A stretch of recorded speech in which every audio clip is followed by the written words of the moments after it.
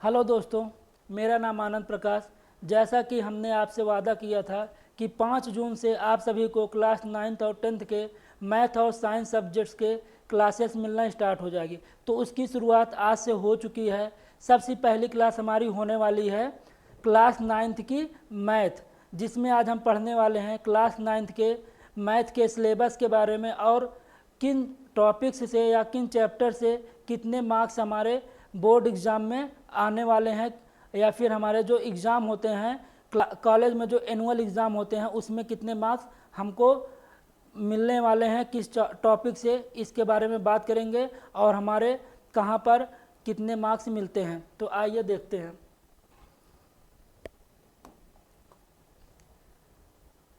जो हमारा मार्क्स है कुछ इस तरह से विभाजित होता है। जो हमारा 70 मार्क्स होता है यानी 17 मार्क्स होता है वो हमें मिलते हैं लिखित परीक्षा में, जो कि हमारे कॉलेज में एनुअल एग्ज़ाम में कराए जाते हैं। जो हमारा वार्षिक एग्ज़ाम होता है उसमें पेपर जो आते हैं वो 70 नंबर के आते हैं, और जो हमारा 30 नंबर होता है यानी 30 अंक होता है वो मिलता है हमारे प्रोजेक्ट कार्य पर, जो हम प्रैक्टिकल फाइल बनाते हैं, और जो हमारा वाइबा होता है उस पर डिपेंड होता है, उस पर हमें ये 30 नंबर्स मिलते हैं और ये 70 नंबर हमें मिलते हैं हमारे लिखित परीक्षा में। ये जो हमारे 70 नंबर का पेपर होता है बच्चों, ये टोटल 3 घंटे का यानी 3 आवर का होता है। आइए अब इसके आगे हम देखते हैं किस चैप्टर से कितने मार्क्स आने वाले हैं। जैसा कि पहला हमारा चैप्टर है संख्या पद्धति। संख्या पद्धति से हमको मिलने वाले हैं 12 मार्क्स यानी 12 अंक, और बीज गणित से मिलने वाले हैं 22 मार्क्स। यानी कि इन चैप्टर से हमें 12 और 22 मार्क्स के क्वेश्चन हमारे एग्ज़ाम पेपर में देखने को मिलेंगे, और निर्देशांक ज्यामिति से हमें 4 अंक के यानी 4 नंबर्स के, और ज्यामिति से 16 यानी 16 नंबर्स के क्वेश्चंस देखने को मिलेंगे पेपर में, और मेंसुरेशन से हमको देखने को मिलेंगे 12 मार्क्स यानी 12 अंक, और सांख्यिकी से मिलने वाले हैं 4 अंक यानी 4 नंबर। टोटल हमारा हो जाता है 70 नंबर। अब इसके आगे देखते हैं किस चैप्टर में या किस टॉपिक्स में क्या क्या चीज़ें, हमें किस चैप्टर में क्या क्या टॉपिक्स कवर करना है। जैसे हमारा पहला चैप्टर है यानी पहली इकाई है संख्या पद्धति, जिससे हमें 12 मार्क्स हमारे एग्ज़ाम में देखने को मिलेंगे। उसमें क्या आता है, वास्तविक संख्याएँ आती हैं। वास्तविक संख्या वह संख्या जो संख्या रेखा पर प्रदर्शित की जाती हैं। प्राकृतिक संख्याएं होती हैं, पूर्णांक संख्याएं होती हैं, और परमेय संख्याएं होती हैं जिनका निरूपण हम संख्या रेखा पर करते हैं। उसके बाद आता है दशमलव प्रसार। दशमलव प्रसार 2 प्रकार का होता है बच्चों। एक होता है जिसमें क्या होता है, दशमलव के बाद हमारे जो अंक रिपीट होते हैं, जो हमारे डिजिट्स रिपीट होते हैं वो सेम होते हैं। सेम नंबर, जैसे अगर पहले 1 2 3 है तो फिर उसके बाद जब रिपीट होगा 1 2 3 ही आएगा। जैसे क्या दशमलव के बाद यदि 1 2 3 है तो उसके बाद फिर 1 2 3 ऐसे 1 2 3 करके रिपीट होगा। तो इसे हम बोलते हैं शांत या फिर आवर्ती दशमलव प्रसार। फिर उसके बाद आता है हमारा अशांत या फिर अनावर्ती दशमलव। उसमें क्या होता है बच्चों, जैसे पॉइंट्स के बाद ऐसे मार्क्स आते हैं 1 2 3 4 3 2। जो क्या होता है यहाँ पर क्या होता है बच्चों कि इसकी कोई एक निश्चित क्या रिपीटिशन नहीं होती है। ऐसा नहीं है कि जैसे यहाँ पर 1 2 3 के बाद फिर से 1 2 3 आता है, फिर से 1 2 3 आता है, यानी क्या होता है लगातार रिपीट होता है। बट इसमें क्या होता है, बार बार वो संख्या रिपीट नहीं होती है। जैसे यदि हम 2 में 3 से डिवाइड करते हैं तो हमें मिलता है 0.666, यानी क्या होता है 6 बार बार रिपीट होता है। वैसे ही अगर हम 22/7 में क्या करते हैं, 7 से 22 में डिवाइड करते हैं तो यहाँ पर हमें क्या मिलता है, 7 3 जा 21, 7 3 21, 1 बचेगा, 10 हो जाएगा। फिर क्या करेंगे, 7 से हम यहाँ पर डिवाइड देंगे तो 1 होगा, 3 कैरी बचेगा, 30 हो जाएगा। 7 4 जा 28 होता है, फिर 2 बचेगा, 20 हो जाएगा। इसमें करेंगे तो 7 2 जा हमारा होगा 14, 6 बचेगा, यहाँ पर क्या हो जाएगा बच्चों 60 हो जाएगा। अब फिर हम यहाँ पर करेंगे 7 से यहाँ पर करेंगे तो 7 8 जा 56 होता है। क्या होता है 7 8 जा 56 हो जाएगा, यहाँ पर 4 बचेगा या फिर 40। आप यहाँ पर देख रहे हैं जो ये नंबर्स हैं बार बार क्या है अलग अलग आ रहे हैं, रिपीट नहीं हो रहे हैं, तो इसे हम क्या बोलते हैं अनावर्ती या फिर आशांत दशमलव प्रसार।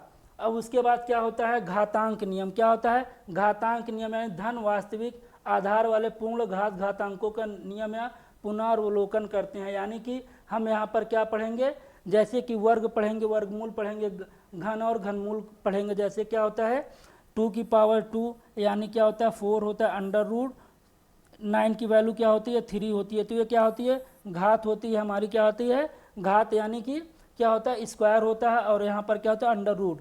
ठीक है बच्चों, इसके बाद हमारा जो सेकेंड इकाई यानी सेकेंड चैप्टर है वो क्या है बीज गणित है। बीज गणित यानी कि इसमें हम क्या पढ़ने वाले हैं बहुपद परिचय। बहुपद क्या होता है बच्चों, बहुपद होता है जिसे हम क्या कैसे लिखते हैं ax plus by plus c, इस तरह से लिखते हैं, इसे क्या बोलते हैं बहुपद लिखते हैं। यदि हम इसी को क्या कर दें इसके इक्वल में कुछ कर दें, जैसे इसके इक्वल में हमने 0 कर दिया तो क्या बन जाता है समीकरण बनता है। समीकरण में क्या होता है दो पक्ष होता है, यानी 2 साइड्स होते हैं जो क्या होते हैं आपस में बराबर होते हैं, जिससे हम क्या करते हैं जो हमारे अननोन वैल्यू होती हैं उसकी क्या करते हैं हम वैल्यू निकालते हैं, इन दोनों का क्या करके इन दोनों की तुलना करके। ठीक है बच्चों, तो ये होता है समीकरण। बट अगर यहीं पर हम क्या कर दें बच्चों, यहाँ से हम 0 को हटा दें तो ये क्या हो जाएगा हमारा, ये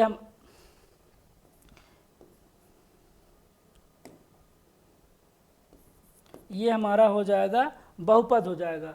फिर उसके बाद क्या करते हैं गुणनखंड पढ़ते हैं, गुणनखंड के प्रमेय पढ़ते हैं, किस तरह से हम गुणनखंड को करते हैं। जैसे हमारे पास क्या है कोई भी अगर क्या है हमारे पास जैसे a square plus b x plus c, इस फॉर्म में क्या है हमारे पास कोई भी बहुपद है, तो इसमें हम एक्स की वैल्यू या ए फिर ए बी सी की वैल्यू कैसे, इसका गुणनखंड कैसे करते हैं, इसको 2 पार्ट्स में डिवाइड कैसे करते हैं, उसके बारे में पढ़ते हैं। तो ये सारी चीज़ें आपको डिटेल में आगे पढ़ाई जाएंगी, यहाँ पर केवल आपको ओवरव्यू बताया जा रहा है। बीजगणित सर्व समीकरणाएँ क्या होती हैं, जैसे क्या होता है बच्चों हमारे क्या होते हैं बीजगणित में कुछ फार्मूले होते हैं, जैसे a प्लस बी का होल स्क्वायर, ए क्यूब प्लस बी क्यूब, जैसे क्या होता है a प्लस बी का होल स्क्वायर या फिर क्या होता है ए क्यूब प्लस बी क्यूब, इस तरह के जो फार्मूले होते हैं।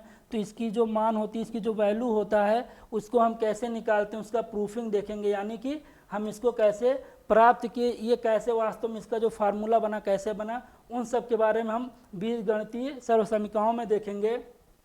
और 2 चर वाले रैखिक समीकरण के बारे में पढ़ेंगे, समीकरण और उनके अनंत हल देखेंगे। अनंत हल जैसे बच्चों मैंने आपको बताया यदि ax plus b y plus c को 0 कर दिया जाए तो ये क्या बन जाएगा समीकरण बन जाएगा। अब इन दोनों साइड्स को की तुलना करके हम क्या करते हैं यहाँ पर x y और a b और c सारे की सभी की वैल्यू निकालते हैं, तो वो सब हम यहाँ पर उनके हल देखेंगे कि क्या उनके सॉल्यूशन आते हैं।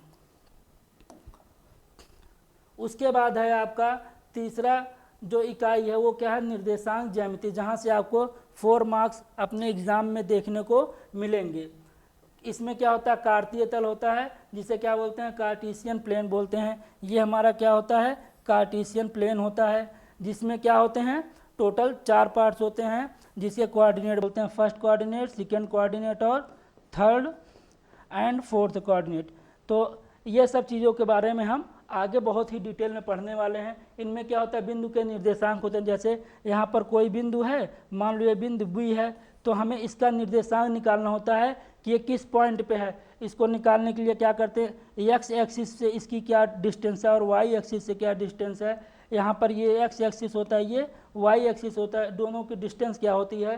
तो यहाँ पर पहले एक्स को लिखते हैं, उसके बाद वाई की वैल्यू लिखते हैं, तो इसका क्या हो जाएगा बिंदु के निर्देशांक। इस बिंदु बी के क्या हो जाएंगे निर्देशांक हो जाएंगे। और फिर उसके बाद मूल बिंदु यानी ओरिजिन जहाँ से इसकी उत्पत्ति होती है, इसको क्या बोलते हैं 0,0, क्योंकि यहाँ पर एक्स और वाई दोनों की वैल्यू 0 होती है। इधर वैल्यू निगेटिव होती है और इधर भी वैल्यू क्या होती है बच्चों निगेटिव होती है। क्यों निगेटिव होती है क्यों पॉजिटिव होती है, ये सारी चीज़ें हम इसके आने वाले जो हमारा मेन वीडियो होगा उसमें अच्छे से एक्सप्लेन करेंगे।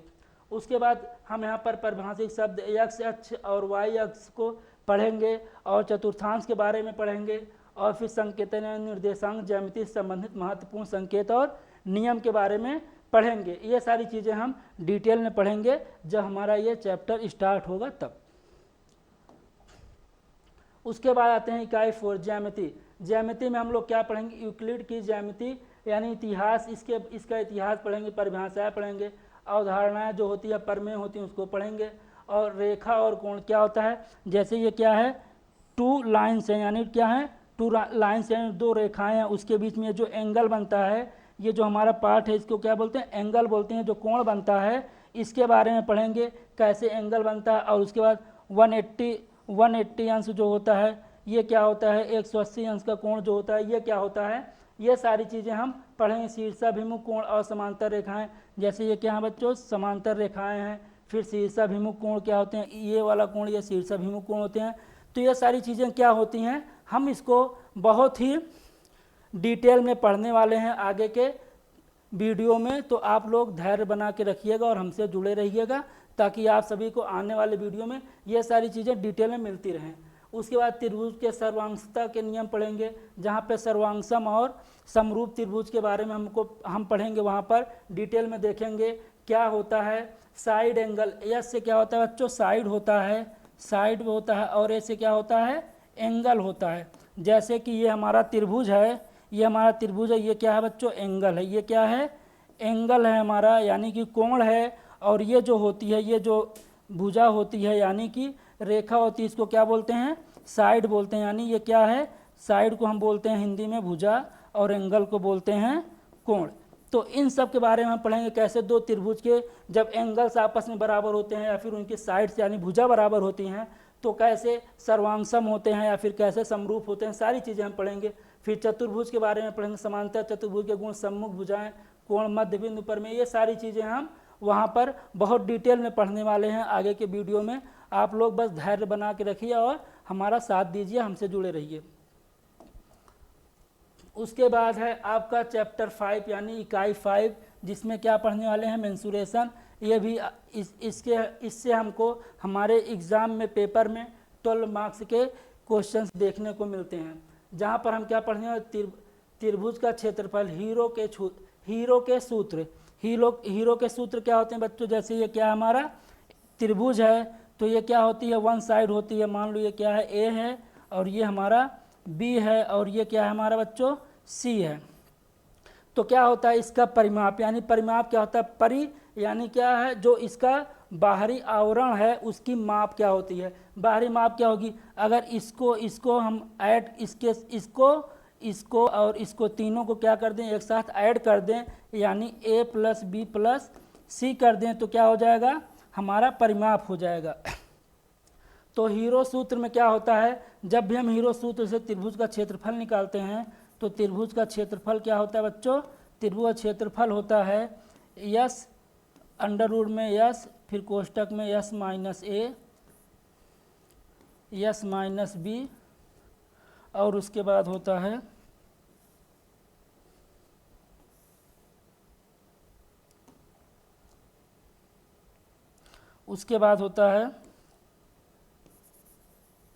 यहाँ पर इसको मिटाते हैं, इसके बाद होगा यस - c।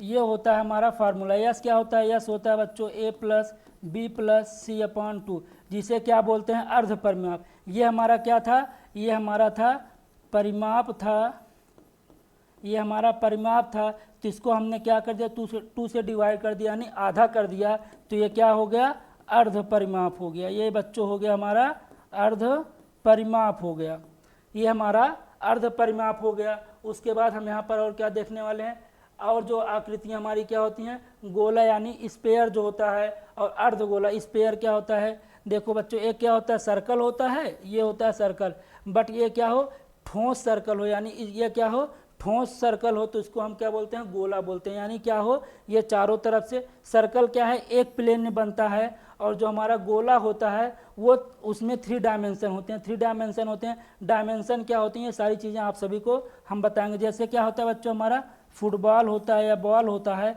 वो क्या होता है, गोला होता है। और जो हमारी क्या होती है, रिंग होती हैं या फिर चूड़ियाँ होती हैं जो महिलाएं हाथों में पहनती हैं, वो किस शेप में होता है, सर्कल शेप में होता है।